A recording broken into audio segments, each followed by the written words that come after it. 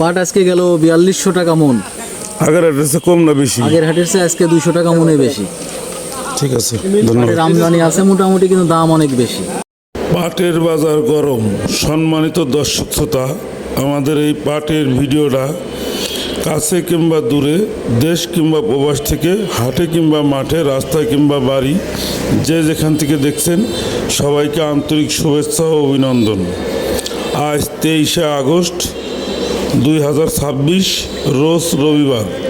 আমি এখন দাঁড়িয়ে আছি রাজবাড়ী সদর উপজেলার বৃহত্তম পাট বাজার খোলারহাটে। এখানে জানাবো প্রতিমন পাট আজ কত করে বিক্রি হচ্ছে। এই সাথে জানাতে ভুলবেন না আপনার বাজারে আজ কত করে পাট বিক্রয় হচ্ছে, অবশ্যই কমেন্টসের মাধ্যমে জানাবেন।